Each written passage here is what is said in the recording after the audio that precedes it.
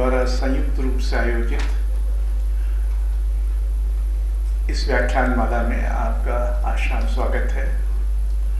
आप में से कुछ लोग हैं जो ये जानते हैं कि ये फाउंडेशन महान चित्रकार सैयद हैदर रजा ने अपनी आय का एक बहुत बड़ा हिस्सा दूसरों के लिए खर्च करने के उद्देश्य से स्थापित किया था, और जब तक वो बीमार नहीं पड़े वो हमारे हर आयोजन में आते रहे।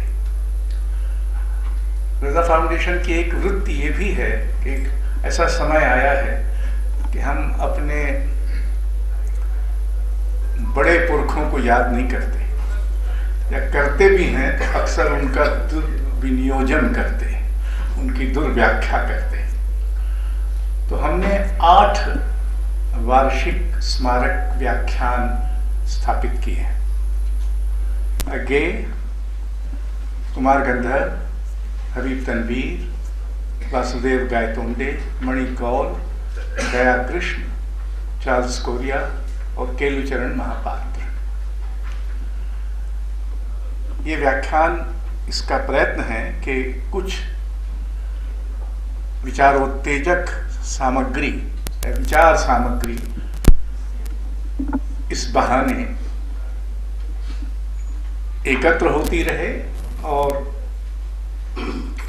दिल्ली के प्रबुद्ध श्रोताओं को, जिनकी संख्या कम ही है और कम होती जाती है, कुछ कलाओं के बहाने अच्छा सुनने विचारने को मिलता रहे।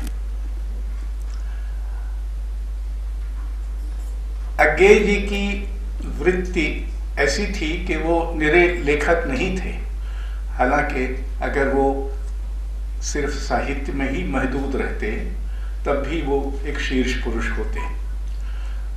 वो उनमें एक विचित्र संयोग ये है, जो संभवतः किसी और हिंदी लेखक के बारे में नहीं है, कि उन्होंने जितनी विधाओं में लिखा उनमें शीर्ष स्थानीय है। वो कहानीकार बड़े हैं, उपन्यासकार बड़े हैं, कवि बड़े हैं, आलोचक बड़े हैं, संपादक बड़े हैं, दूसरों को, युवतर लोगों को मदद करने वालों में बड़े हैं।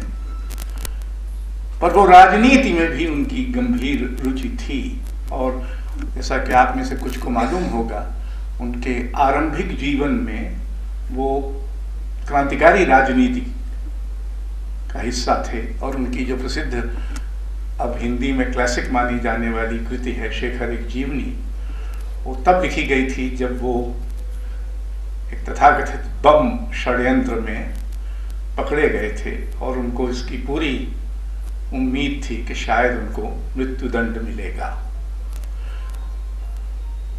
बाद के जीवन में, और विशेषतः भारत में लोकतंत्र स्थापित होने के बाद, वो लोकतंत्र के एक में और उसके मूल्यों में बहुत दिलचस्पी रखते थे। हमने कुमार प्रशांत जी से आग्रह किया कि वो इस बार का अज्ञेय स्मृति व्याख्यान दें। इसके पहले 3 व्याख्यान साहित्यकार दे चुके हैं। गुजराती कवि सुधांशु यशचंद्र, असमिया आलोचक हिरेन गुहाई और मलयालम कवि के सच्चिदानंदन। इस बार कुमार जी से आग्रह किया, और इस आग्रह के पीछे एक कारण तो ये था कि कुछ इतर अनुशासनों के लोग साहित्य के बारे में क्या सोचते हैं, या साहित्य और कोई किसी व्यापक वृत्ति के संबंध के बारे में क्या सोचते हैं, ये जानने का अवसर मिले। दूसरा, आप जानते ही हैं कि कुमार प्रशांत जी राजनीतिक आंदोलनों से बहुत गहरे जुड़े हैं, और कई मानों में इन आंदोलनों ने, जो कि विनोबा भावे और जयप्रकाश नारायण ने चलाए थे, जो कुछ लोग सक्रिय, विचारशील, संवेदनशील और अब भी सक्रिय बचे हुए हैं, उनमें कुमार जी, वो गांधी शांति प्रतिष्ठान के इस समय अध्यक्ष भी हैं। मैंने उनको 2-4 बार सुना है, वो नवनीत के संपादक भी रहे हैं। साहित्य में उनकी गहरी रुचि है और समझ है। बहुतों के पास रुचि होती है, समझ नहीं होती। बहुत लोग बिना बहुत समझ, बड़ी प्रखर समझ रखते हैं, पर रुचि का अभाव होता है। पर उनमें इसका अच्छा संगम है। सत्याग्रह शब्द गांधी जी का चलाया हुआ है। मुझे लगता है कि उनके चलाए 3 शब्द, 3 अवधारणाएं ऐसी हैं जिनको हमको इन अवधारणाओं की जो तात्कालिक परिणतियां थी उनसे अलग होकर देखना चाहिए।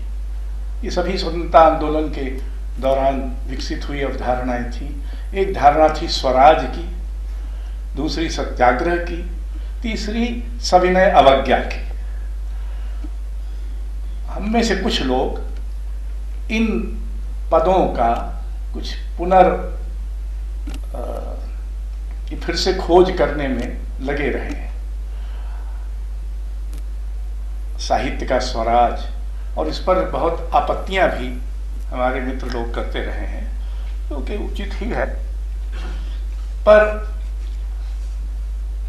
क्या, और हमारे समय में, हमारा समय ऐसा होता गया है जिसमें लोग अपने सच पर कम और दूसरों के सच पर अधिक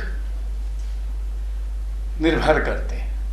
सच दूसरे खोजते हैं, विचारधाराएं खोजती हैं, और जाने कौन कौन खोजता है, और उनका अपना जो सच है वो थोड़ा दुबका रहता है, कई बार वो तिरोहित ही हो जाता है। ऐसे में साहित्य पर सत्याग्रह के जो उसका शुद्ध शाब्दिक अर्थ है, हालांकि गांधी जी ने जब उसका अनुवाद अंग्रेजी में किया था तो उसको सोल फोर्स कहा था। और मैंने एक बार पोलिश कवियों, जिन्होंने दो तानाशाह व्यवस्थाओं के अंतर्गत कविता के लिए रास्ता निकाला, तो मैंने उसे सत्याग्रह का काव्यशास्त्र कहा था, इस सोल फोर्स का इस्तेमाल करते हुए। तो बहरहाल मेरा काम इसलिए था कि हमने 7 बजे का वक्त दे रखा है, तो थोड़ी देर में बकबक करता रहूं ताकि हम समय से शुरू कर रहे हैं ऐसा लगे। न लगे तभी क्या फर्क पड़ता है, तो बहरहाल कोशिश जरूर करनी चाहिए। अब मैं कुमार प्रशांत जी से आग्रह करता हूं कि वो इसके पहले कि वो ऐसा करें, मैं उन्हें कुछ फूल भी देना चाहता हूं।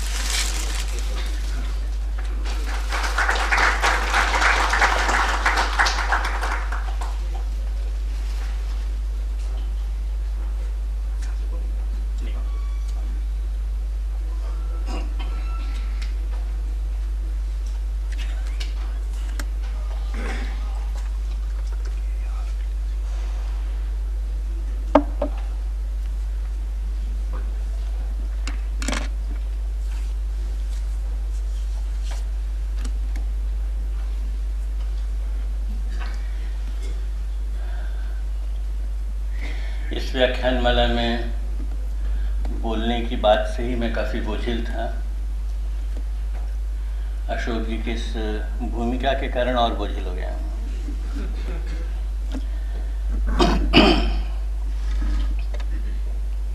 बहुत सारे नाम और उनके साथ जुड़ा हुआ संसार अपने आप में इतना भारी होता है कि उसके सामने खड़े होने से अक्सर मैं बचता हूँ।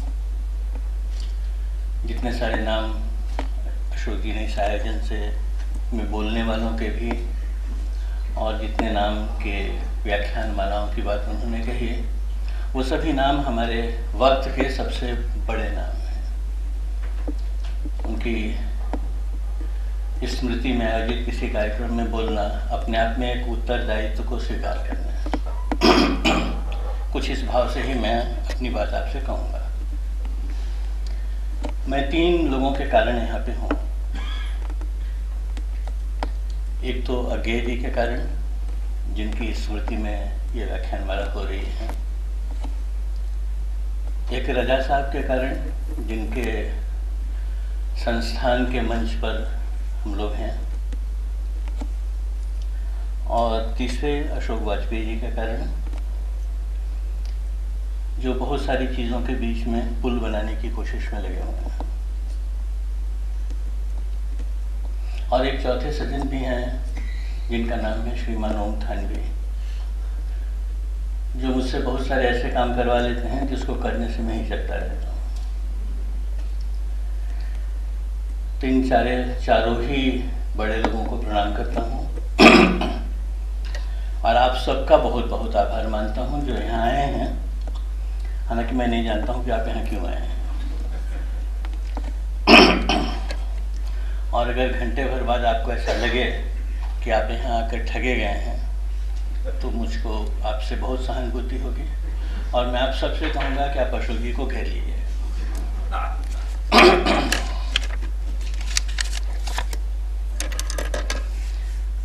अज्ञेय जी मेरे गुरु स्थानीय लोगों में हैं। हालांकि मैं ये भी कह दूं कि उनसे मेरा कोई खास घनिष्ठ परिचय नहीं रहा है। मैं कुछ लिख सकता हूँ और उस लिख सकने का कोई मतलब भी होता है, ये बात उन्होंने ही मुझको बताई, या कहूँ कि उन्होंने ही मुझको इसका एहसास कराया। और तब से मैं लिखने लगा तो कुछ करने भी लगा, क्योंकि सिर्फ लिखने से ऐसा लगा जैसे किसी लंगड़ी दौड़ में दौड़ने की कोशिश कर रहे हैं। करने और लिखने दोनों के बीच में कोई रिश्ता न हो तो दोनों ही चीज़ें अपने आप में बहुत अधूरी हो जाती हैं। एक बार अज्ञेय जी से मैंने पूछा कि बुद्धिजीवी की भूमिका क्या है, तो उन्होंने कहा बहुत ही बुरा शब्द है ये। उन्होंने कहा कि मैं तो मानता हूं कि जिसकी सारी बुद्धि जीने में लगी हुई है वो बुद्धिजीवी है, जो रास्ते खोजता रहता है हर समय कि इस बड़ी सी मशीन में कहाँ अपने को फिट कर लिया जाए, वो बुद्धिजीवी है।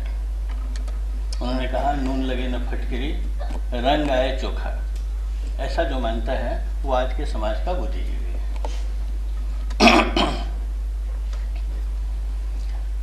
इस बुद्धिजीवी के बारे में तमाम तरह के समझौते हैं, पुरस्कार है, राज्य है, पद हैं, क्या क्या हैं, वो सब दिल्ली के साहित्यकारी जमात में कहने की जरूरत नहीं है।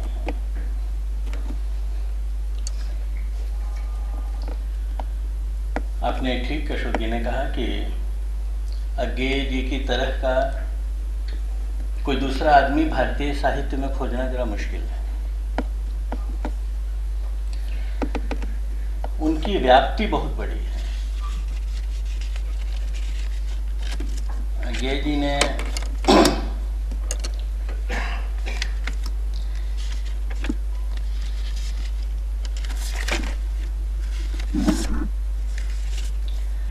कितनी विधाओं में लिखा, कितना लिखा, ये सब तो खैर अपने आप में बड़ी बातें हैं, सब लोग जानते हैं। लेकिन मुझको इससे ज़्यादा बड़ी बात लगती है कि वो अपने वक्त के कितने सारे सवालों के सामने खड़े हुए। समाज, संस्कृति और साहित्य, इन तीनों स्तरों पर इतनी सारी चुनौतियां उठाने वाला और इतनी सारी चुनौतियां स्वीकार करने वाला दूसरा कोई व्यक्ति खोजना आसान काम नहीं है। तो सिर्फ एक रचनाकार के नाते ही नहीं, जो मैंने आपसे कहा कि एक पूरे व्यक्ति के नाते समाज में अपनी भूमिका की सार्थकता खोजने वाले एक व्यक्ति के नाते अज्ञेय बहुत बड़ी भूमिका निभाते हैं, जिसका आकलन शायद अभी पूरा हुआ नहीं है। और ये जो विषय आज का है, साहित्य और सत्याग्रह, तो एक छोटा सा उदाहरण अज्ञेय जी का पढ़ करके मैं अपनी बात आगे कहूँगा। वो लिखते हैं कि लेखक स्वातंत्र को जब हम उसी के सही परिप्रेक्ष्य में रचना स्वातंत्र के रूप में देखते हैं, तब स्वातंत्र के कुछ दूसरे आयाम भी सामने उभरने लगते हैं। लेखक अथवा रचनाकार केवल शब्दों का या कागज पर लिखी हुई रचना का ही रचयिता नहीं है, उसकी रचना क्योंकि समाज को भी प्रभावित करती है, उसके संवेदन को रूप और विस्तार देती है, इसलिए रचना स्वातंत्र समाज की रचना का भी स्वातंत्र है। लेखक के नाते हमारी स्वतंत्रता का महत्व केवल इतना नहीं है कि हम जो चाहें लिख सकें, यह भी है कि हम समाज को वैसा बनाने को स्वतंत्र हों जैसा हम उसे बनाना चाहते हैं। रचना का कर्म तभी स्वतंत्र कर्म है जब हम उसकी सामाजिक अहर्ता स्वतंत्र है। अगर हम समाज के और संस्थान के ढांचे को बदलने का प्रयत्न करने को स्वतंत्र नहीं है तो फिर हमारा रचना कर्म भी स्वतंत्र नहीं है। इस अर्थ में फिर एक बार सर्जक, साहित्यकार और क्रांतिकर्मा सामाजिक कर्मी एक साथ जुड़ जाते हैं। दोनों ही मानव को रचना धर्मिता की रक्षा और उसकी स्वाधीनता की रक्षा और उसके विस्तार के लिए समान रूप से प्रेरित करते हैं। ऐसे अज्ञेय को आज अपनी आदरांजलि देते हुए मैं आप लोगों से पूछना चाहता हूँ कि क्या सच में साहित्य और सत्याग्रह दो अलग अलग चीजें हैं? कम से कम सत्याग्रह जहाँ से शुरू होता है, या कहूँ कि सत्याग्रह का अन्वेषक जो आदमी है, ये गांधी नाम का आदमी, उसके पास साहित्य और सत्याग्रह का ये विभाजन आपको मिलेगा नहीं।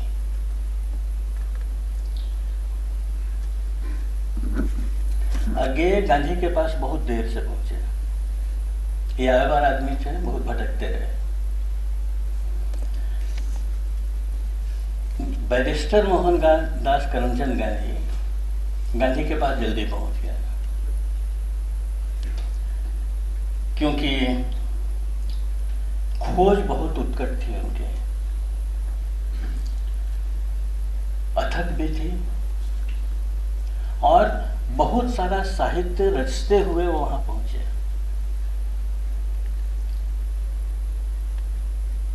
बहुत थोड़ी सी चीजें उन्होंने अपने जीवन में लिखी हैं जो उनकी कलम से लिखी हुई हैं। ऐसी चीजों में एक चीज है जिसको हम लोग हिंद स्वराज्य के नाम से जानते हैं। इंग्लैंड से पानी के जहाज से दक्षिण अफ्रीका आते हुए जहाज के खुले डेक पर बैठकर खुली हाथ से सादे पन्ने पर वो लिखते हैं, और लिखते हैं कि मैं इसको लिखे बगैर रह नहीं सकता हूं, इसलिए लिख रहा हूं। और वो तड़प, वो उत्कटता ऐसी है कि दाहिने हाथ से लिखते हैं, वो थक जाता है तो बाएं हाथ से लिखना शुरू करता है। कोई 70-80 पन्ने हैं हाथ से लिखे हुए हिंद स्वराज्य के, जिसमें आधे करीब बाएं हाथ से लिखे हुए हैं। और वो छपी हुई पुस्तिका मुश्किल से 40-45 पेज की होगी।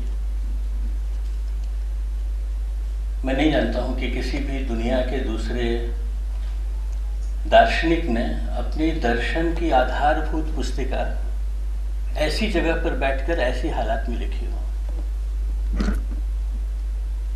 और इस पर से एक और मजा है जो भी हम लोगों के ध्यान में आना चाहिए कि यह किताब अंग्रेजी में नहीं लिखी गई है, क्योंकि हम लोग अक्सर मानते हैं कि विद्वता की हर बात अंग्रेजी से ही शुरू होती है और अंग्रेजी पर ही खत्म होती है। गांधी इस किताब को गुजराती में लिखते हैं, जो उनकी भाषा है। बाद में उसका अंग्रेजी अनुवाद भी कर देते हैं बाकी लोगों के समझ में आने के लिए।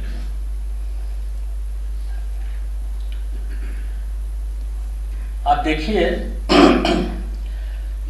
1893 में बैरिस्टर गांधी दक्षिण अफ्रीका पहुंचते हैं। 1907 में सत्याग्रह नाम के शास्त्र का जन्म होता है, और 22 साल दक्षिण अफ्रीका में बिताकर गांधी जब लौटकर भारत आते हैं तो एक परिपक्व व्यक्ति हैं। उसके आगे जितना कुछ गांधी है वो सब इन 22 सालों में की हुई कमाई का प्रतिफल है, जो हम देखते हैं। जो कुछ बनना था और जहां पहुंचना था, जो पाना था, वो सब इन 22 सालों में हो चुका है। तो समझिए एक तरह से ऐसा कह सकते हैं कि एक दिशा अपने जीवन की तय करने के बाद उस दिशा में प्रयाण शुरू किया उन्होंने।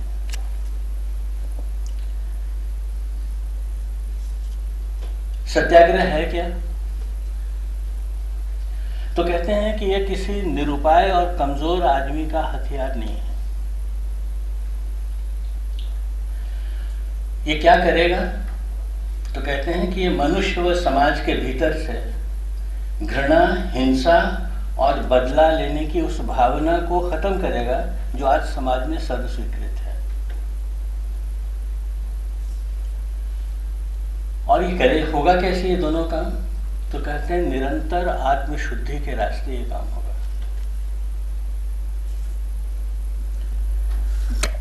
मैं आपसे पूछता हूं कि साहित्य इसके अलावा क्या करता है? अगर साहित्य साहित्य है तो इन 3 कामों के अलावा साहित्य और करता क्या है? आप सत्याग्रह शब्द हटा दीजिए गांधी के कथन में से और वहां साहित्य शब्द लगा दीजिए, आपको बाकी कुछ भी बदलने की जरूरत नहीं है।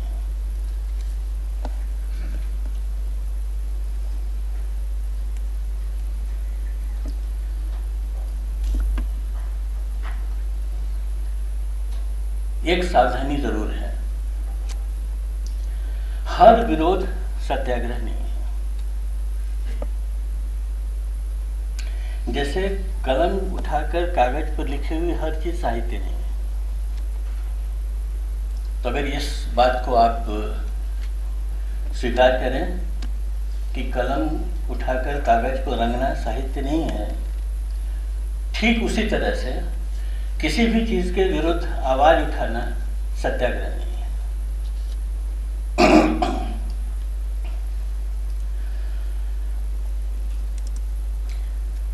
अब तो कलम उठाकर कौन लिखता है पता नहीं, शायद कलम सबसे कम उपयोग की चीज रह गई है।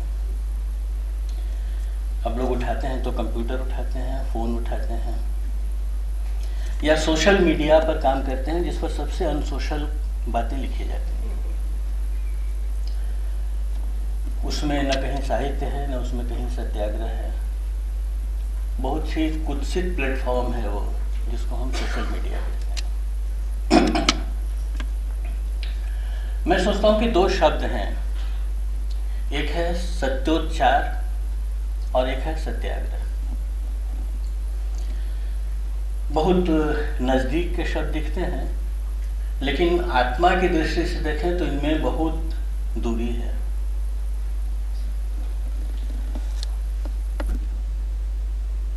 सत्योच्चार में कब मिथ्याचार प्रवेश करता है, कब कायरता प्रवेश कर जाती है, इसको समझना जरा कठिन होता है।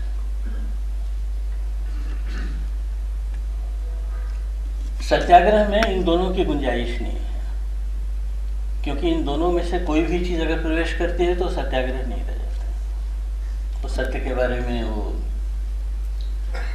गजल की एक लाइन है ना कि सच घटे या बढ़े तो सच न रहे,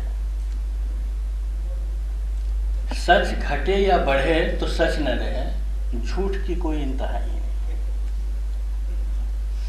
सत्याग्रह के साथ भी यही है कि सत्याग्रह के तत्व में और सत्याग्रह के कर्म में अगर कायरता या मिथ्याचार का कहीं से भी प्रवेश होता है तो सबसे पहले वो सत्याग्रह नहीं रह जाता।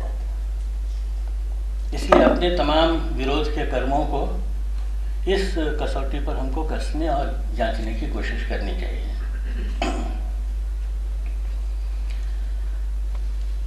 सत्याग्रह लगातार खुद को सत्याचरण की कसौटी पर कसता रहता है। आप ही जांचने वाले भी हैं और आप ही करने वाले भी हैं। ये एक बड़ी मजेदार सी चीज है। सत्याग्रह में दूसरा कोई है नहीं जो तुम्हारे ऊपर उंगली उठाते हैं। तुम खुद अपने ऊपर उंगली उठाते हो जब तुम सत्याग्रह के किसी भी काम में, सत्याग्रह के किसी भी ढंग में प्रवेश करते हो, करने की कोशिश करते हो।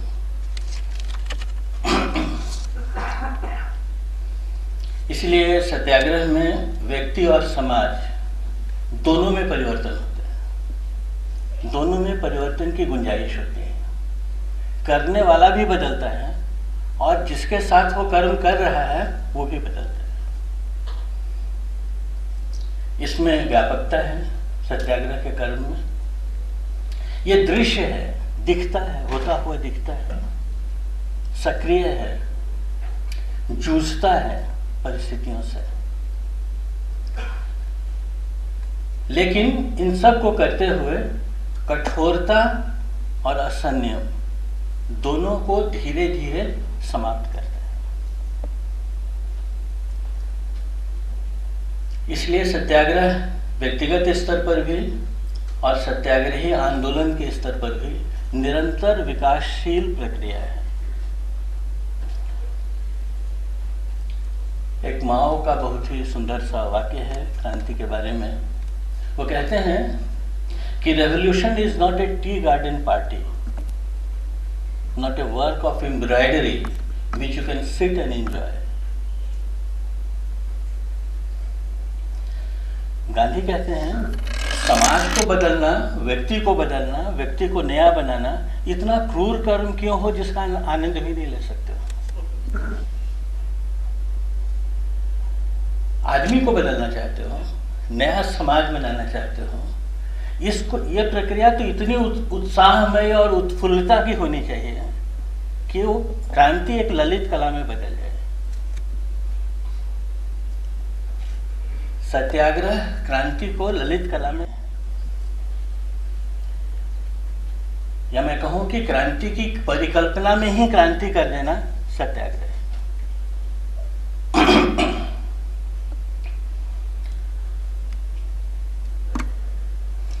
मनुष्य व समाज का आंतरिक भाव बदले,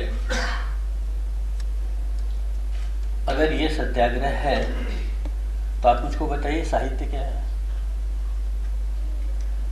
मनुष्य के भीतर का भाव, संसार बदले और विकसित हो, यही तो साहित्य है। अगर साहित्य अपनी ये भूमिका नहीं निभाता है तो साहित्य है ही नहीं।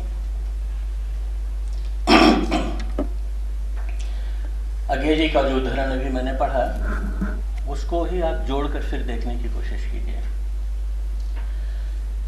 तो आपको ऐसा लगेगा कि सत्याग्रह एक निरंतर साहित्य है। और इसलिए आप आश्चर्य मत करिएगा और इसको अकारण भी मत समझिएगा कि जितने भी सत्याग्रही व्यक्तियों के नाम हम सोच सकते हैं अपने दौर के, वो सभी बहुत अच्छे साहित्यकार हैं। महात्मा गांधी, विनोबा भावे मराठी साहित्य के शीर्ष पुरुषों में गिने जाते हैं। डॉक्टर राम मनोहर लोहिया, जयप्रकाश नारायण, ये सारे लोग साहित्य के बिल्कुल नजदीक के लोग हैं, सत्याग्रह के बहुत बड़े सिपाही। तो एक निरंतर सत्याग्रह एक निरंतर साहित्य रचना की तरह होता है जो समाज और मनुष्य दोनों को साथ साथ बदलने की कोशिश में लगा हुआ है।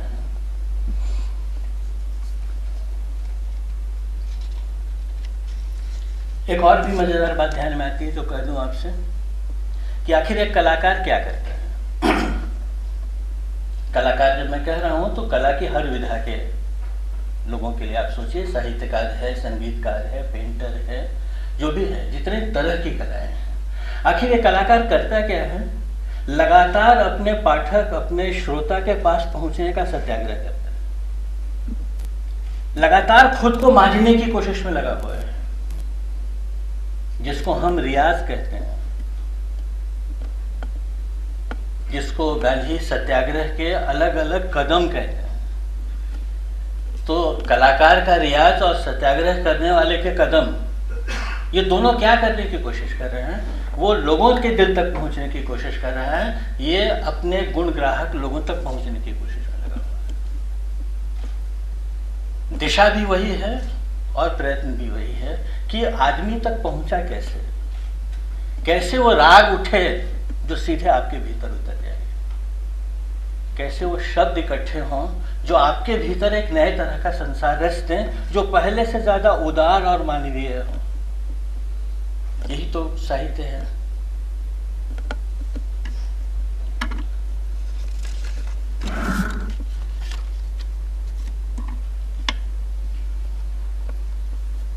तो अगर मैं ऐसा कहूं कि ये साहित्य एक अदृश्य सत्याग्रह है, जो शायद सत्याग्रह कर्म की तरह दिखता नहीं होता हुआ, वो उतना दृश्य नहीं है, जूझता हुआ दिखता नहीं है, लेकिन इन सारी प्रक्रियाओं से रचनाकार गुजरता है जो आप तक पहुंचने की कोशिश में लगा हुआ है, उसका वो सत्याग्रह है।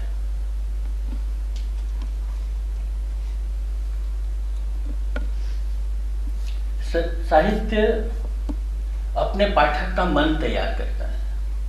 जब आप कहते हैं कि कविता संवेदना का विस्तार करती है, तो संवेदना के विस्तार का मतलब क्या है?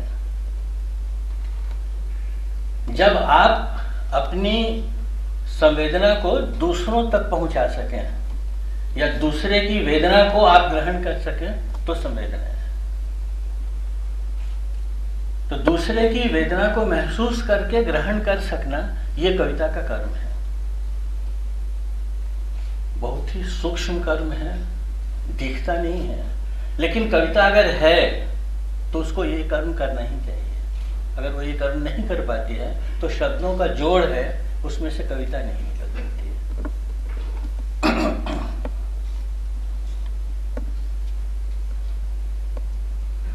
कभी कभी याद करता हूं मैं कि मेरा कविता के संसार से कैसे परिचय हुआ। थोड़ा उलट कर अगर कहूं तो मैं ये कहूं कि मुझको समाज से कैसे परिचय हुआ। तो जब समाज को थोड़ा समझने की कोशिश करने लगा था, साहित्य भी थोड़ा कहीं ना कहीं आसपास में घूम रहा था, तब मैंने हिंदी के एक बड़े प्रसिद्ध कवि, जिनका शायद परिचय देने की यहाँ जरूरत नहीं है, जानकी वल्लभ शास्त्री, उनकी एक कविता पढ़ी मैंने। शीर्षक था जीना भी एक कला है। मैं समझता हूँ 6वीं 7वीं में पढ़ता रहा हूँ उस समय। अभी भी मैं जब उस अनुभव की बात सोचता हूँ तो मैं बहुत उत्फुल्लता का अनुभव करता हूँ कि कविता ने कैसे समाज को देखने की एक दृष्टि मेरे अंदर पैदा कर दी।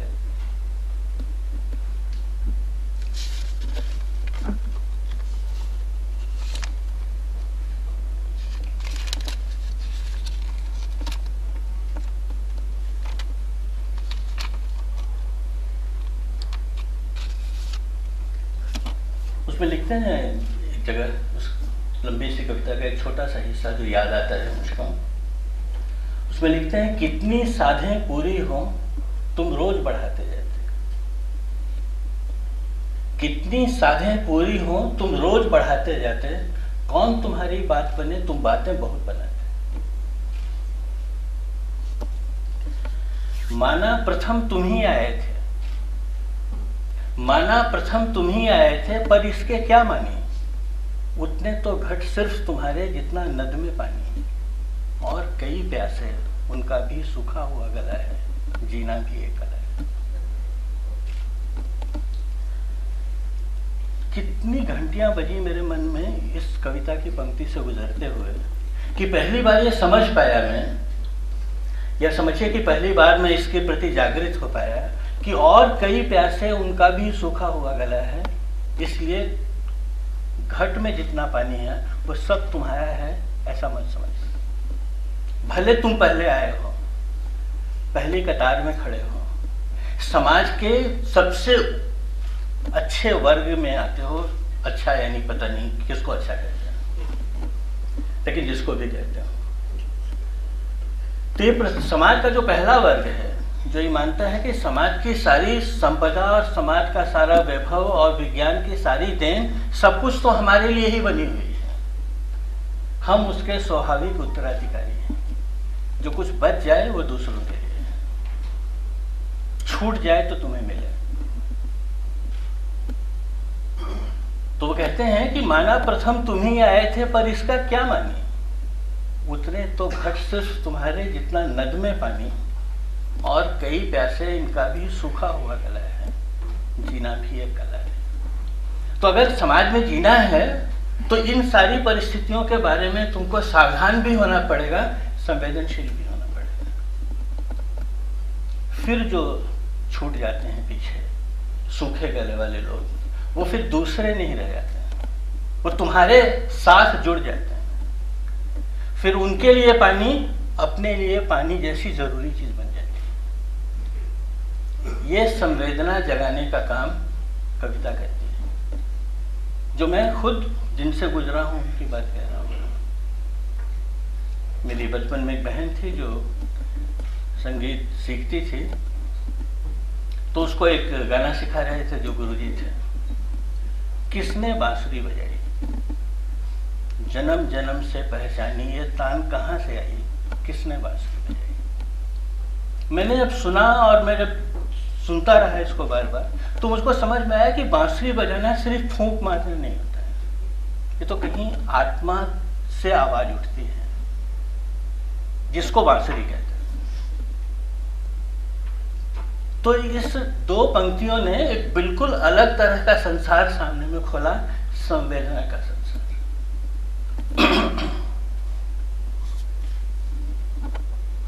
ये शायद मैं अगर कहूं तो साहित्य का सत्याग्रह है, कला का सत्याग्रह है, जो अपने प्रयत्न से हमारे भीतर के भाव संसार को इतना बड़ा बना लेते हैं।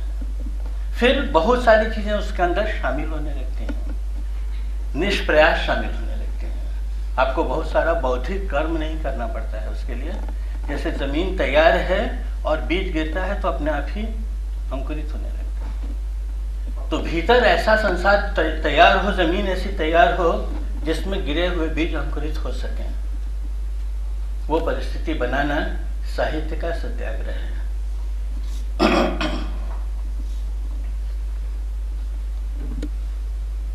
हम सभी लोग आदमी की ही तरह पैदा हुए हैं।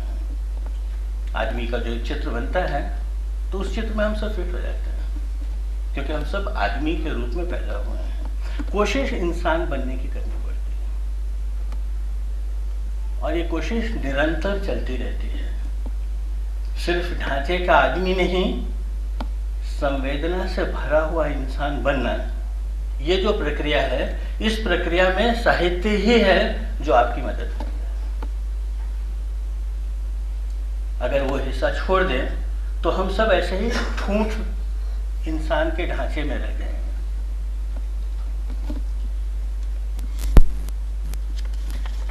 तो ये जो विस्तार है संवेदना का, ये संभव कैसे होता है, घटता कैसे है? सत्याग्रह उसकी संकल्प, सत्याग्रह उसके संकल्प को जाहिर करता है। आप अगर सत्याग्रही हैं, सत्य का मतलब भी समझते हैं और सत्य के लिए आग्रह भी करते हैं। इसीलिए मैंने दोनों को अलग किया, सत्योच्चार को और सत्याग्रह को शुरू में ही मैंने अलग अलग कोटि में रखा। सत्योच्चार में आग्रह की कमी है। वो दुष्यंत कुमार ने लिखा है ना कि गजब है, सच को सच कहते नहीं हैं, कुरान और उपनिषद खोले हुए हैं। तो गजब है कि सत्योच्चार तो बहुत है, लेकिन उसके लिए आग्रह करने की थोड़ी सी भी हिम्मत नहीं है। तो ये जो सत्योच्चारी है, ये हर महफिल में फिट हो जाता है, क्योंकि सत्योच्चार किसी को भी बुरा नहीं लगता है। दिक्कत तो वहां होने लगती है जब सच को स्थापित करने की कोशिश आप करने लगते हैं। इसीलिए 2 अक्टूबर और 30 जनवरी का गांधी किसी को मुश्किल नहीं लगता है। इन दोनों के बीच का जो गांधी है वो बहुत कठिन है, क्योंकि इन दोनों के बीच का जो गांधी है वही सत्याग्रही गांधी है। और उसको हम जितनी अच्छी तरह से समझ पाएंगे, साहित्य और सत्याग्रह के इस रिश्ते को उतनी आसानी से हम समझ पाएंगे।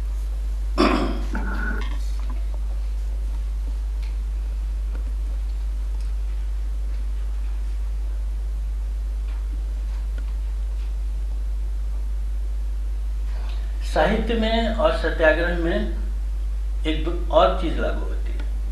जैसे मैंने आपसे कहा कि हर विरोध प्रदर्शन, हर विरोध की आवाज सत्याग्रह नहीं है, और उसके जो भी कारण मैं समझ पाया मैंने आपके सामने रखा। उसी तरह से मैं आपसे कहता हूं कि हर कागज को काला करना साहित्य रचना करना नहीं है। कैनवस पर रंग के रंग उड़ेलते जाओ, उसमें से बनता कुछ भी नहीं। जो भी कलाकार होंगे उनसे माफी मांग कर कह रहा हूं, गले की कसरत करने से राग नहीं बनते। इन सब को कहीं पिरोना पड़ता है, और वो पिरोना आपके भीतर में होना चाहिए। जो रचनाकार है उसके भीतर में एक प्रक्रिया जितनी चलेगी उतनी ही बाहर जा सकेगी। तो आप कागज पर जो लिखते हो, दरअसल में उस कागज पर नहीं लिखा जाता है, वो तो लिखना है सामने वाले के मन में, पाठक के मन में, पाठक के अनुभव संसार में। अगर वहां तक बात नहीं पहुंचती है तो ये सारे शब्द जो हैं वो कंकड़ की तरह बाहर ही रह जाते हैं, और ऐसा अक्सर होता है। मैं थोड़ा खतरा उठाकर भी कह रहा हूं कि ज्यादातर जो मैं पढ़ता हूं, ज्यादातर लोगों की लिखी हुई चीजें वो ज्यादातर इसी कोटि की होती है, जो पहुंच नहीं पाती है, क्योंकि उन शब्दों के पीछे आपकी अपनी साधना नहीं है, क्योंकि उन शब्दों के साथ आप खेल नहीं सकते हो, आप खिला सकते हो। शब्दों के साथ खेलने के लिए एक दूसरे तरह की जरूरत पड़ती है। सत्याग्रह में भी यही होता है। आप जब उतरते हो समाज में, समाज के लोगों के बीच में, एक खास सत्य को समझाने के लिए, तो उसके पीछे आपकी साधना कितनी है? क्यों ऐसा होता है कि कुछ लोगों के शब्दों का अलग असर होता है, और हमारे शब्द के बम्बार्डिंग करने से भी वो असर पैदा नहीं होता, क्योंकि उस शब्द के पीछे वो साधना नहीं है। शब्द के पीछे जो साधना होती है वही परिवर्तन लाती है।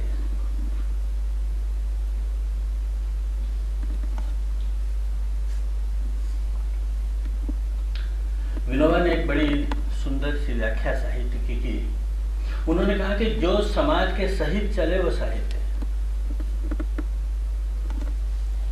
ये सरल और सुंदर व्याख्याएं बड़ी जटिल होती हैं, समझने में बड़ी मुश्किल पैदा करते हैं। तो कैसे चले भाई साहित्य समाज के साथ, कैसे चले? क्या रास्ता हो इसका कि साहित्य समाज के साथ चल रहा है? क्योंकि वो कहते हैं कि जो समाज के साथ चले वही साहित्य है। तो अगर आप साहित्य सिर्फ कलम से लिखते हो, अगर आप अपनी जिस भी कला के आप विशेषज्ञ निष्णात हैं, सिर्फ उसके उपकरणों से खेलने की कोशिश करते हो, तो साथ चलना संभव नहीं है।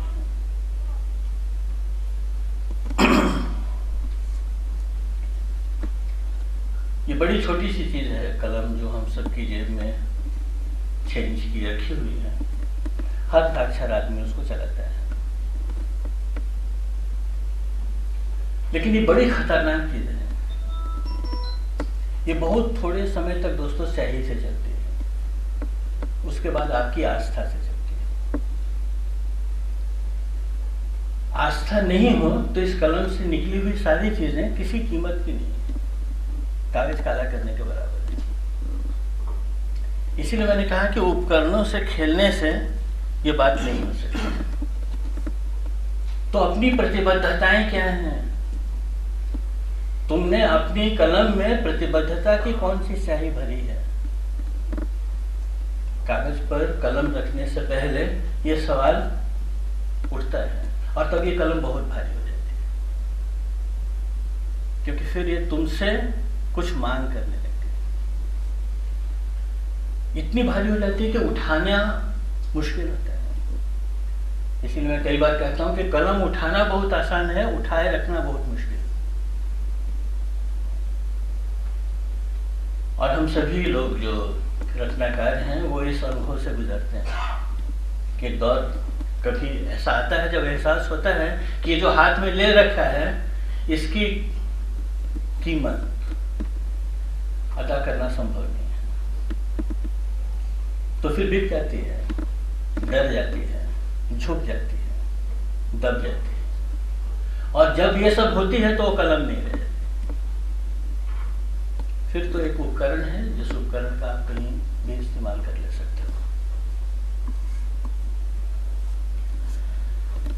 तो जब आप अपनी किसी प्रतिबद्धता के साथ रचना करते हो किसी भी विधा में, वहां से सत्याग्रह शुरू होता है, क्योंकि तब आप अपने सामने भी खड़े होते हैं, आपकी अपनी मान्यताएं भी कसौटी पर उतरती हैं, खड़ी की जाती हैं और कई बार पराजित भी होती है। तो एक लड़ाई अपने भीतर भी चलती है, बराबर चलती रहती है, और उस लड़ाई के जितने सवाल जवाब आप ढूंढ पाते हैं वही प्रेषित होता है पाठक के पास, उतना ही प्रेषित होता है पाठक के पास, वही उसका देह है जो उसको मिलता है। तो आप अगर सोच कर देखिए तो सत्याग्रह की जो प्रक्रिया हम देखते हैं समाज में होते हुए, खासकर गांधी ने जिसकी तरफ बार बार इशारा किया है, उसमें और साहित्य की भूमिका में आपको ज्यादा फर्क दिखेगा नहीं, क्योंकि दोनों एक ही तरह के कर्म हैं, एक ज्यादा दृश्य है और एक अदृश्य है, लेकिन काम एक ही जगह कर रहा है, एक ही तरफ जा रहा है।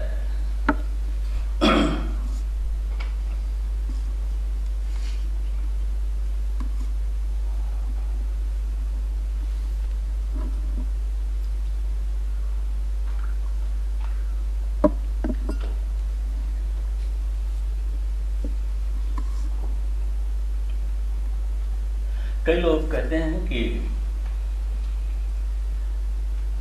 कई रचनाएं कालजयी होती हैं। आगे की कई रचनाएं कालजयी हैं जो समय के साथ खत्म नहीं होंगी, समय के साथ नए रूप में फिर से आपको प्राप्त होंगे। ये कालजयी क्या चीज होती है? जब आप काल के साथ खेलना सीखते हो तो कोई कालजयी चीज बनती है।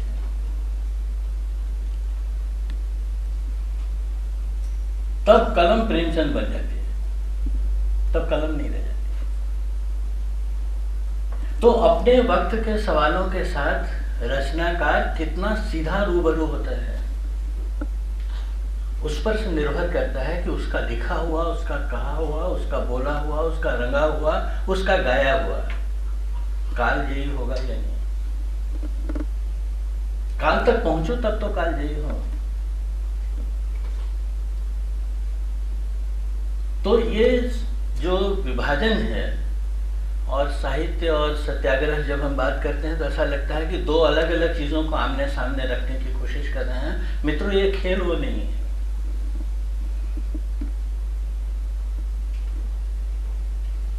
गांधी के जीवन में आप देखेंगे कि उनके जीवन में ये खेल कभी हुआ ही नहीं। विपुल साहित्य रचा है उन्होंने। मुझको ये कहने में जरा भी संकोच नहीं है कि अपने दौर के सबसे संवेदनशील कवियों में गांधी की गिनती हो सकती है। मैं कभी भूलता नहीं हूँ वाक्य उनका कि उन्होंने लिखा है कि भगवान को जब करुणा पर कविता लिखने का मन किया तो उसने गाय बनाई। अब गाय की इससे ज्यादा, गाय के बारे में इससे ज्यादा कोई बात क्या कह सकते हो? लेकिन वही गांधी अगले वाक्य में यह भी कह देता है कि लेकिन इस गाय की रक्षा के लिए मैं किसी मनुष्य को मारने के लिए तैयार नहीं। अब आप इन दोनों को आमने सामने खड़े करके सत्याग्रह की भूमिका समझने की कोशिश कीजिए, तो बिल्कुल एक नए तरह की चीज सामने आती है जो उस भेद को मिटा देती है, उस लकीर को ही मिटा देती है जहां आप इन दोनों चीजों को अलग करके देखने की कोशिश करें।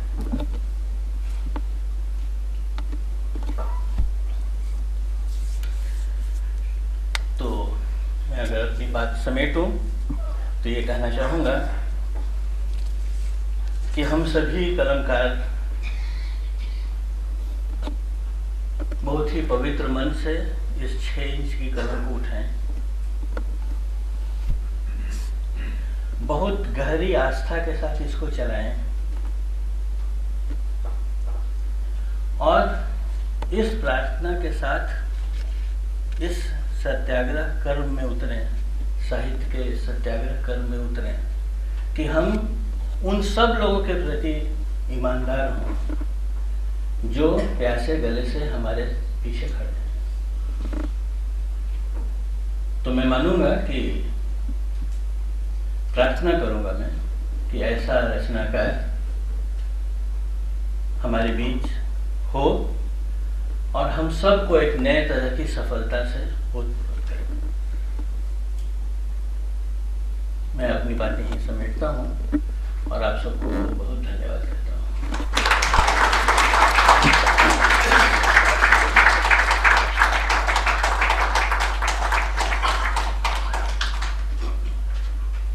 मित्रों,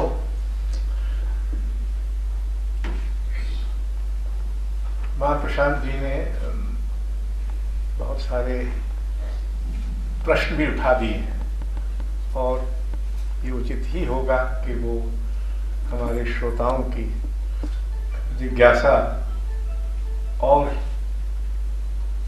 संतुष्ट करने के लिए कुछ सीधे प्रश्नों का उत्तर भी दें। तो आप में से अगर कोई प्रश्न करना चाहे, हाँ एक मिनट, तो आपके पास अपना नाम भी बता दें, आप प्रश्न पूछें, अपना मत व्यक्त न करें, वो बाहर कर लीजिएगा, प्रश्न पूछें। हाँ। ओम शांति। आपने साहित्य की बात की और साहित्य से कला का विस्तार किया जो उचित ही था।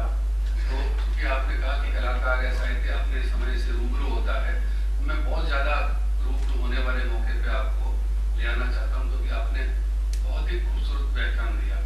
लेकिन इशारों में जो बात हुई और अब हमारा जो वक्त है वो जिन चीज़ों से हमको रूबरू अभी कराता है, तो अब मैं जब फैज़ अहमद फैज़ को पढ़ने बैठता हूँ, या अभी जब हमारे अनुपम जी के बेटे ने इंतजार हुसैन साहब की किताब का तर्जुमा किया, मैंने सोचा कि उस पर मैं सोशल मीडिया पे कुछ लिखूँ, तो डर लोग कह के पाकिस्तान के लेखक को पढ़ रहे हो। तो ये जो सरहद के आर पार की जो चीज़ें आजकल खड़ी कर दी गई हैं, हम तो इकबाल को गाते हैं, फैज़ को पढ़ते हैं, इंतजार हुसैन साहब को पढ़ते हैं, और अब जब पाकिस्तान के कलाकार मुंबई से जिस तरीके से उनको बाहर भेजा गया, तो अब डर लगता है कि अब आप कलाकारों का अगर इस तरह से अपमान कर रहे हैं और सरहद उनके बीच में लेके आ रहे हैं, तो आप लेखकों और साहित्यकारों और कलाकारों के बीच में वो जो इन चीजों को, काल को, सरहदों को पाटने का काम कर रहे थे, उनके बीच में जो दीवारें खड़ी करने की कोशिश हो रही है, इस पे कुछ नहीं है।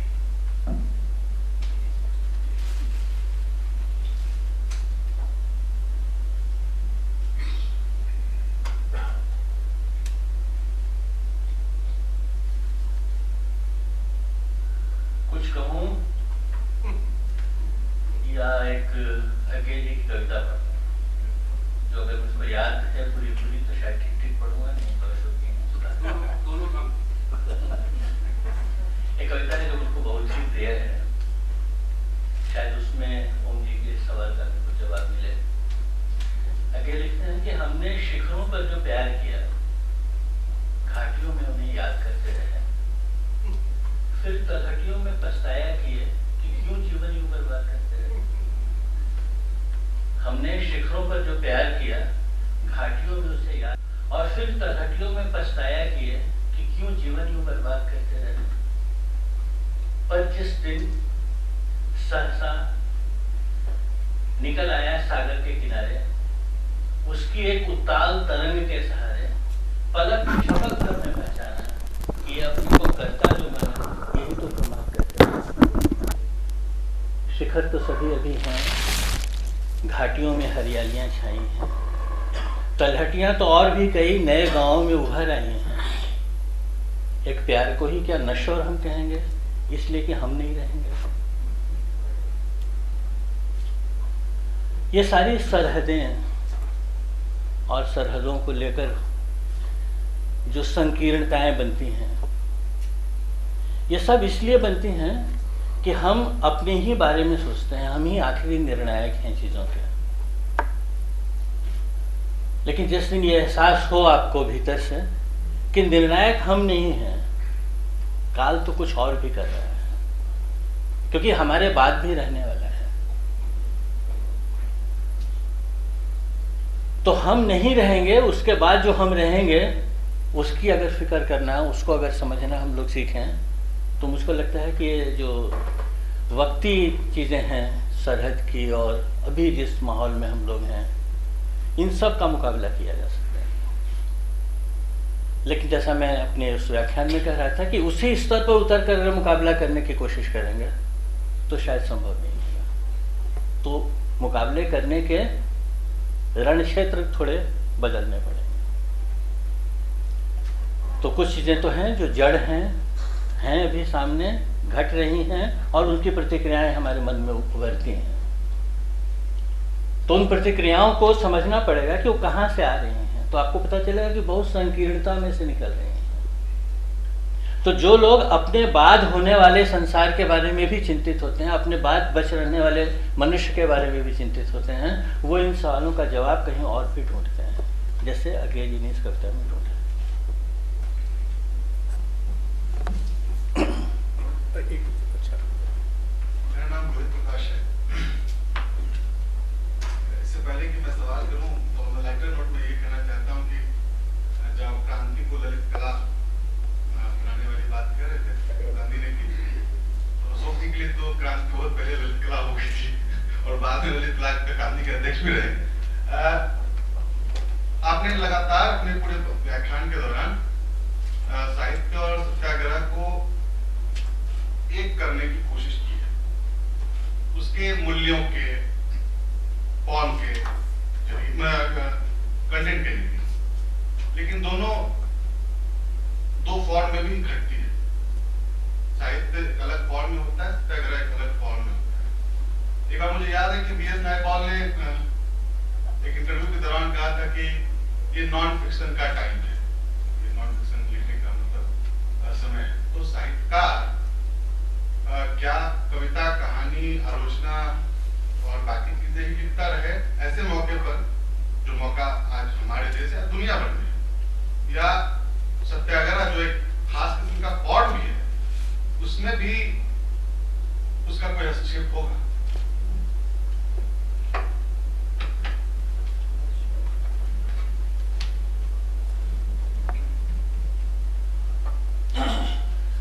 रोहित जी की बात को अगर मैं ठीक समझ पाया हूँ तो मैं इतना ही उनके अन्वेषण में कह सकता हूँ, उनकी बात के, कि सत्याग्रह करेगा या कविताएं ही लिखेगा। नहीं रोहित जी, कविताएं लिखना भी सत्याग्रह है।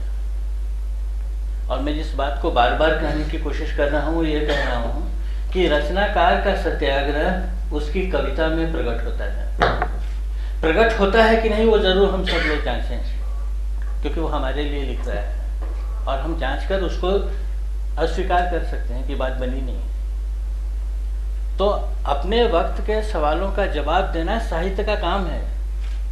इसीलिए मैंने आपसे कहा, कागज सिर्फ काले करने से साहित्य नहीं रचा जाता। तो अगर हमको उसकी कविता में आज के वक्त के जवाब मिल रहे हैं, तो हम मानेंगे कि वो आदमी कविता के माध्यम से सत्याग्रह कर रहा है। मैं दोनों को एक करने की कोशिश नहीं कर रहा हूँ, दोनों में एक तत्व क्या है उसको खोजने की कोशिश कर रहा हूँ, ताकि ये सत्याग्रही की जमात जो है वो सिर्फ सड़कों पर नहीं दिखाई दे, हर जगह मिले। नमस्कार, मैं नीरज। सर मैं ये इधर सर, जो साहित्य है क्या वो आज एक जो नीचे की पंक्ति के लोग हैं, क्या वहां तक पहुंच रहा है? जैसे अभी आपने कहा सोशल मीडिया पे अनसोशल काम होता है, तो अब उसको बहुत सारे लोग गांधी जी के बारे में भी गलत फैलाते हैं।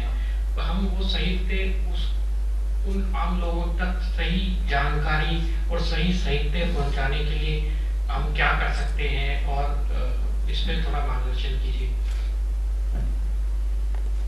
मार्गदर्शन तो बहुत ही मुश्किल शब्द है मेरे साथ तो नहीं बैठता है, समझने की कोशिश कर सकते हैं। साहित्य नीचे तक पहुंच रहा है कि नहीं, इसको आप कैसे जांचेंगे? तो शायद इसके जांचने का एक रास्ता यह है कि समाज की सामूहिक संवेदनशीलता बढ़ रही है कि नहीं।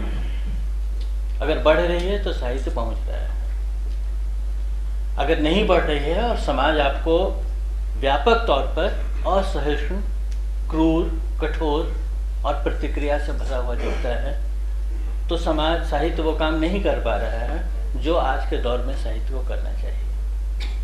और हम देख रहे हैं कि ये जो चीज़ें मैंने आपसे कही वो समाज में बढ़ रही हैं।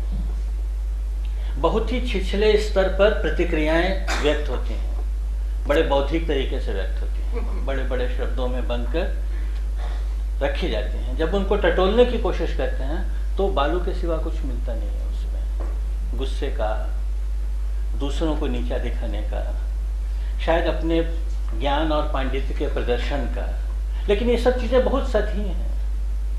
तो समाज की कुल संवेदनशीलता बढ़ रही है कि नहीं, इसको जांच करके हम तय कर सकते हैं कि साहित्य नीचे तक पहुंच रहा है।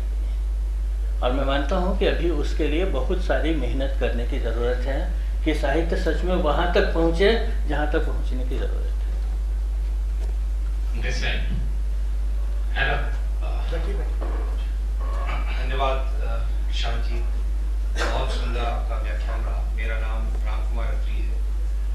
15 साल शिक्षक के रूप में कार्य किया, उसके बाद मैं अभी विद्यार्थी के रूप में यहाँ पे आया हूँ, कुछ सीखने की और अपना रोल इस समाज के कार्य में ढूंढने का प्रयास कर रहा हूँ। जो आपने बात अभी कही, ओम थानवी जी ने उठाई, सरहद का मामला है, एक तरफ राष्ट्र निर्माण की बात हो रही है, मतलब विभिन्न तरह की चर्चाएं। देश एक बड़े ही ट्रांजिशन के फेज से गुजर रहा है, ऐसा मुझे लगता है। तो मैं अभी विद्यार्थी हूँ, सीखने की कोशिश कर रहा हूँ। तो मैं चाहता हूँ कि अगर आगे का कोई रास्ता सामंजस्य भरा, कोई ऐसा रास्ता आप बता सके बीच का, जिससे कि ये कन्फ्लिक्ट भी कम हो और साथ साथ देश भी प्रगति के रास्ते पे आगे बढ़े, जिसमें साहित्य और सत्याग्रह का भी मतलब महत्व साथ में जुड़े।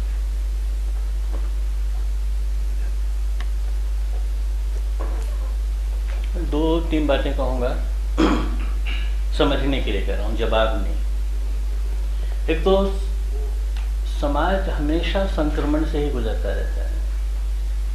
संक्रमण काल बुरी चीज नहीं है। संक्रमण काल का मतलब होता है कुछ चीजें आ रही हैं और कुछ चीजें मिट रही हैं। पुराना कुछ मिट रहा है और नया कुछ आ रहा है। हमारे यहाँ भोजपुरी में, मैं भोजपुर का हूँ, एक बहुत ही सुंदर शब्द चलता है, वैसा शब्द मैंने अब तक दूसरी जगह तो कहीं सुना नहीं है। उसको कहते हैं भोरहरा। भोरहरा, भोर आ रही है लेकिन अभी आई नहीं। उसके आने के संकेत तो मिल रहे हैं, कहीं थोड़ी रोशनी फूटी है, शायद कोई चिड़िया कोई बोल रही है जो सुबह बोलती है। अभी भोर आया ही नहीं है लेकिन भोरहरा हो रहा है। ये संक्रमण का काल है समाज का, जब नए मूल्य आ रहे हैं, नई आस्थाएं आ रही हैं, पुरानी मिट रही हैं लेकिन अभी दृढ़ नहीं हुई है, मजबूत नहीं हुई है। संक्रमण काल को मैं उस तरह देखता हूँ और इसलिए मुझको उससे जरा भी दिक्कत नहीं है। और दूसरी बात कहूँगा कि बीच का रास्ता नहीं होता है, रास्ता होता है। बीच का रास्ता तो हमेशा कमजोर लोगों की खोज है, नहीं, रास्ते खोजने हैं। और रास्ते जो हैं वो कभी कभी कठिन भी होते हैं, कभी कभी नहीं भी मिलते हैं। नहीं मिलने के कारण रास्ते नहीं होते हैं ऐसा नहीं है। तो हम लोग खोजें रास्ते। जिस मुल्क के पास या जो मुल्क हमारे पास है, बन गया है, हमारा पड़ोसी है, उसके साथ जीने के रास्ते तो ढूंढने ही पड़ेंगे, क्योंकि वो हमारे चाहने से बदलेगा तो नहीं, वो जगह नहीं जाने वाली है, वो तो वहीं रहने वाला है। तो अब उसके साथ जीने के रास्ते ढूंढने हैं हमको। और हम अगर जीने के रास्ते ढूंढेंगे तो वो मजबूर होगा वो भी हमारे साथ जीने के रास्ते ढूंढने के लिए। क्योंकि उसके पास भी दूसरा कोई पड़ोसी नहीं है, हम ही हैं, और वो भी चाहकर हमको हटा नहीं सकता है। जी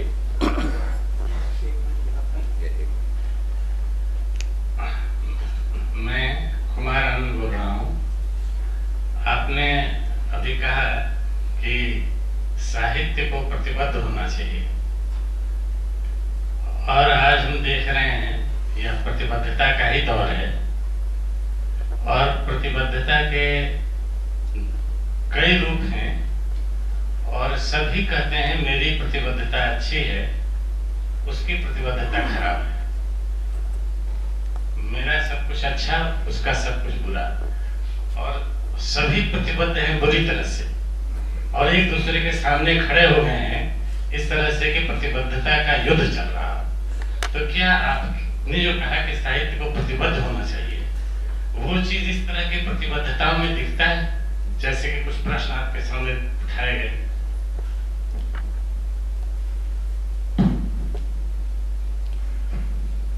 इसमें एक चीज़ शायद छूट गई समझने में, या शायद मैं कह नहीं पाया उस तरह से कि आप तक पहुँचे वो बात। साहित्य की प्रतिबद्धता अपने प्रति होती है, साहित्य की प्रतिबद्धता दूसरों को जांचने के लिए नहीं होती है। ये जो आमने सामने की प्रतिबद्धताएं खड़ी हैं वो सभी नकली प्रतिबद्धताएं हैं, क्योंकि वो खुद के प्रति प्रतिबद्ध नहीं है। अगर आप अपने लिए एक मर्यादा या अपने लिए एक प्रतिबद्धता तय करते हैं और उसके प्रति आप ईमानदारी से कोशिश करते हैं तो आप दूसरों तक पहुंच सकते हैं। यहाँ आमने सामने की कंपटीशन हो रही है प्रतिबद्धताओं को बताने की, जिसमें प्रतिबद्धता जैसी कोई चीज़ नहीं है। वक्त का इस्तेमाल है। इस समय जो भावनाएं उभर रही हैं उनका इस्तेमाल करके आप अपनी गोटी लाल करना चाहते हो, ये प्रतिबद्धता नहीं है।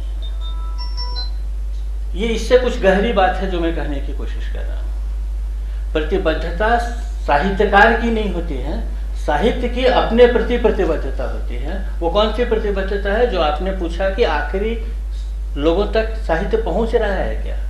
अगर नहीं पहुंच रहा है तो साहित्य कमजोर पड़ रहा है, साहित्य की प्रतिबद्धता कमजोर पड़ रही है, साहित्य के वाहक हम लोग कमजोर पड़ रहे हैं उस भूमिका को निभाने में जो अभी की जरूरत है।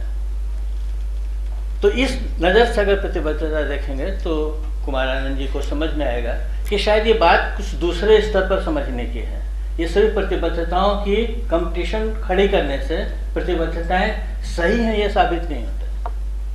तो जो प्रश्न आज के राजनीतिक माहौल के कारण हम जिसको देख रहे हैं और उसी स्तर पर उसको समझने की कोशिश कर रहे हैं, उसमें से आपको कुछ मिलेगा नहीं। बहस मिलेगी शायद कभी हम जीते और कभी वो जीते वाला एहसास मिलेगा।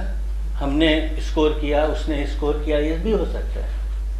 लेकिन दरअसल में जो करना है वो आप भी नहीं कर रहे हो और हम भी नहीं कर रहे। यहाँ पर प्रतिबद्धता नकली हो जाती है क्योंकि वो प्रतिबद्धता तो है ही नहीं। नमस्कार, मैं अरुण बोल रहा हूँ। आपने एक जो इशारा किया मैं उसको समझने की कोशिश कर रहा हूँ। हमारे संस्कृति में एक कहावत है कि जो भी चेंज आएगा वो अपने भीतर से आएगा। आपने जो एक साहित्य और सत्याग्रह के उसमें जो समानता खींचने की कोशिश करी, क्या शायद आप उसमें ये कहने की कोशिश कर रहे हैं कि जो भी साहित्य या सत्याग्रह जो वास्तविक जो चेंज लेके आएगा वो वही लेके आएगा जो किसी को अपने भीतर जाने के लिए मजबूर करेगा। और आपने अपने बचपन के जो दो कविताएं सुनाई जिससे आपको वो बोध हुआ, शायद उन दोनों ने वही किया कि आपको अपने भीतर जाने पे कि अपने भीतर अंदर की तरफ जाने के लिए मजबूर किया। क्या मैं ये ठीक समझ पाया? जी हाँ, बहुत हद तक सही आप कह रहे हैं। आपने जो कहा वो सही कहा आपने। सिर्फ थोड़ा सा इतना जोड़ दूं उसमें कि भीतर से परिवर्तन आएगा, ये ऑटोमेटिक प्रोसेस नहीं है कि हम सबके भीतर से कोई परिवर्तन आएगा। नहीं, भीतर के परिवर्तन को चालना देनी पड़ती है। जैसे उन दो कविताओं ने मुझको कुछ एक रास्ता सुझाया, आपको कोई दूसरी चीज़ सुझाएगी, लेकिन आपके भीतर के परिवर्तन को चालना देने वाली चीज़ कहीं से साहित्य से आपको मिलेगी, जो साहित्य की भूमिका है। KN Singh, director world mass communication. सच तो चलिए अभी रुकिए, आप उनका नंबर है। जगदीश भट्ट, जो सत्याग्रह का साहित्य है वो नवयुवकों को या देश के भविष्य विद्यार्थियों तक हम किस हद तक पहुंचा पा रहे हैं और क्या सरल उपाय है? क्योंकि आज का विद्यार्थी स्कूल में और घर में सत्य बोलने से भी हिचक रहा है, सत्य उसका पीछा नहीं छोड़ रहा है और सत्य को साथ लेना नहीं चाहता। क्यों नहीं लेना चाहता? क्योंकि स्कूल का काम घर में नहीं कर पा रहा, घर का काम पूरा नहीं कर पा रहा। तो सत्याग्रह कहाँ है? हम किस ढंग से नवयुवकों को या देश के भविष्य को सत्याग्रह की ओर ले जा सकते हैं? जगदीश जी बोल रहे थे। जगदीश जी, सच ये है कि न स्कूल में सच है न घर में सच है, तो बच्चा क्या करे? उन दो जगहों पर जहां से उसको सच की पहचान मिलनी चाहिए वो दोनों झूठ पर ही आ जाते थे, नकली। तो बच्चे के लिए बड़ी मुसीबत है ये, जिसको हम बच्चा कहते हैं। दरअसल में वो बच्चा तो क्या है, वो तो एक ऐसी अवस्था में है जहां पर वो आपके बाद की दुनिया रचने वाला है, और उस रचने के लिए उसको जो मसाला चाहिए वो हम भी नहीं दे रहे हैं और वो संस्थान भी नहीं दे रहा है जहां आप उसको भेज देते हो। तो अगर मुझसे पूछेंगे तो मैं कहूँगा कि पहले तो उसको वहां से वापस बुला लीजिए, ये ट्रेंड शुरू हो गया। और दूसरा काम ये कीजिए कि अपने घर को विद्यालय बनाइए। ये दो चीजें अगर हम कर पाएंगे तो शायद इसका कहीं जवाब मिलेगा, फिर तो खोजने की ही बात है। K. N.. Singh, director world mass communication, वो आपने दोनों बातों को मेरा उत्तर मिल गया है। घर को ही विद्यालय बनाएं।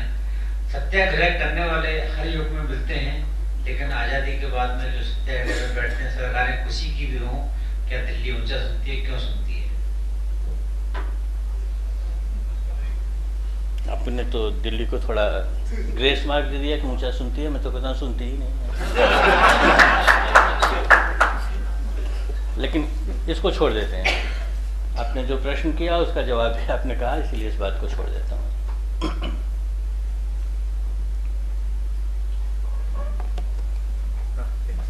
मेरा नाम अजय सिंह है। साहित्य नीचे तक पहुंच रहा है कि नहीं पहुंच रहा है, इसकी शायद पहचान जो है, कोई घटना हो जाए तो उसके ऊपर जो रिएक्शन आती है उसको देख के लगाया जाता है कि भाई ये घटना हुई, इसकी ये रिएक्शन हुई, इसका मतलब ये बात यहाँ तक पहुंची है। कुछ केसेस में कुछ डिफरेंट टाइप की रिएक्शन होती है, घटना एक ही है, रिएक्शन डिफरेंट होती है। तो उस केस में कैसे कंक्लूड किया जाए साहित्य नीचे तक पहुंचा कि नहीं पहुंचा? देखिए, साहित्य को न्यूज़पेपर मत बनाइए, अखबार नहीं है वो जिसमें रोज दिन की घटनाओं की प्रतिक्रिया आप ढूंढते रहेंगे। जो घटनाएं घटी हैं वो मेरे भीतर अगर जाती हैं तो शायद मैं कुछ कहूँ, मेरे भीतर जाती ही नहीं है, अखबार की हेडलाइन में दिखती हैं, तो उसमें आप साहित्य को ढूंढने की कोशिश मत कीजिए, या साहित्यकार का ये रोल मत बना दीजिए कि वो हर दिन हर चीज़ पर अपनी प्रतिक्रिया देगा। उसके लिए तो देखिए इतना बड़ा समाज है, रोज टीवी पर प्रतिक्रियाएं देता रहता है, उसमें प्रतिक्रिया जैसी कोई चीज़ होती नहीं है। इसीलिए हम लोग साहित्य की भूमिका को समझने की कोशिश करें कि साहित्य की भूमिका यह है कि वो हमारे भीतर परिवर्तन लाए। परिवर्तन भी क्या लाएगा? सिर्फ हमारी संवेदनाओं को विस्तृत करे, बड़ा करे। जो मैंने आपसे कहा कि दूसरे की तकलीफ हम समझ सकें, आज तो वहाँ भी दिक्कत पैदा हो जाती है, और उस दिक्कत को हम लोग देशभक्ति का नाम दे देते हैं। तो कितनी मतलब गलत देवता के सामने भक्ति प्रकट कर रहे हो, ऐसी स्थिति बन जाती है। इसीलिए मेरा निवेदन यह है कि साहित्य की जिस भूमिका के बारे में मैं आपसे बात कह रहा था उसको ही थोड़ा जांचने की कोशिश कीजिए। हो सकता है मेरी बात गलत भी हो, मैं नहीं कहता हूँ कि मैं सही ही कह रहा हूँ, लेकिन थोड़ा जांच कर देखिए, आपको भी शायद वहाँ से कोई रास्ता मिले।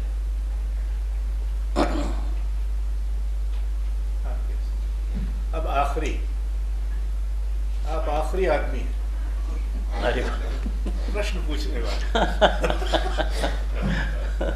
आपके बड़े सुंदर व्याख्यान में, मेरा नाम निरंजन पंत है, आपके सुंदर व्याख्यान में जो कुछ चीज़ें दुरूह थी उसमें आपकी सोशल मीडिया के प्रति नाराजगी भी थी।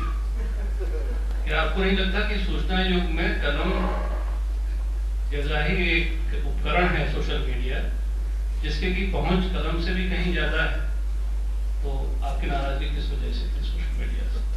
नहीं, मैं आपसे निवेदन करूं कि मेरी कोई नाराज़गी नहीं है, मेरी उदासीनता है उसकी तरफ से। और मैंने आपसे कहा ही कि जहाँ पर इतना अनसोशल वातावरण बनाया गया हो, जो इतने असामाजिक शब्दों के साथ खेलने की कोशिश कर रहा हो, वहाँ पर समाज की खोज करने की ज़रूरत क्या है? बहुत सारे दूसरी जगहें हैं जहाँ पर हम इन चीज़ों की खोज कर सकते हैं। वहाँ समय थोड़ा बचा लीजिए तो दूसरे काम में लगाएंगे। बहुत धन्यवाद। मित्रों, एक पेरू के कथाकार को जब नोबेल पुरस्कार मिला तो उन्होंने अपने व्याख्यान में साहित्य को लेकर 2 बातें कही। उनका साहित्य उस द्वैत को ध्वस्त करता है, जिस द्वैत के कारण आप ये मानते हैं कि हम हैं और वे हैं। साहित्य आपको ये बताता है कि हम ही वे हैं और वे ही हम हैं। इस कथाकार ने एक दूसरी बात भी की। उसने कहा कि साहित्य के अलावा बहुत सारे और माध्यम हैं जो आपको बताते हैं कि दुनिया जैसी मिली है सो मिली है, इसी में हमको गुजर बसर करना है। साहित्य बताता है कि ये दुनिया खराब दुनिया है, इस दुनिया को खराब हमने बनाया है और इस दुनिया को बेहतर बनाया जा सकता है, और वो बनाने वाले हम हैं, कोई और नहीं। तो बहरहाल मित्रों, आप इससे सहमत ही होंगे। आपके उत्साह को देखकर ये स्पष्ट है कि कुमार प्रशांत ने एक बहुत सुविचारित व्याख्यान दिया है। ऐसे बहुत सारे प्रश्न उठाए हैं और बहुत अच्छे उत्तर भी दिए हैं, और कुछ राह खुद खोजने की ओर हम लोगों को प्रेरित भी किया है। हम रजा फाउंडेशन और इंडिया हैबिटेट सेंटर की ओर से और आप सबकी ओर से उनके बहुत आभारी हैं, और आप सबके भी बहुत आभारी हैं कि आप आए और आपने मनोयोग पूर्वक धीरज धरकर, जबकि आजकल धीरज धरना बहुत मुश्किल है, और दिल्ली में तो हर आदमी को खुदा जाने इतनी जल्दी काहे, कहाँ जाओगे वो मूर्ख पेटिका के सामने बैठने के लिए। तो बहरहाल लेकिन आप आए और बैठे रहे, इसलिए बहुत बहुत आभार। और अगला व्याख्यान कब है? 8 नवंबर को इसी हॉल में गायतोंडे स्मारक व्याख्यान होगा, जो रुबीना करोड़े कला व्यक्ति हैं वो देंगी, और वो 2 अमूर्त कलाकारों नसरीन मोहम्मदी और हिम्मत शाह की कला के बहाने भारतीय अमूर्तन पर बात करेंगे। आप सब आमंत्रित हैं। और इतनी जल्दी क्या है, एक बात और सुन लीजिए। 18, 19, 20 नवंबर को 18, 19, 20 अक्टूबर को शाम 7 बजे स्टाइन हॉल में यहीं हम युवा शास्त्रीय कलाकारों का रजा समारोह उत्तराधिकार के नाम से कर रहे हैं। 3 दिन का कार्यक्रम है, जिसमें 6 कलाकार होंगे, 3 नृत्य से, 3 संगीत से, जिनको उनके गुरुओं ने चुना है, और वो गुरु भी उपस्थित रहेंगे। तो आप उसमें भी आमंत्रित हैं। इन चीजों पे समय बिताना ज्यादा अच्छा है, बजाय खामखा की हड़बड़ी और उतावली में रहने की। बहरहाल आप आए, धन्यवाद।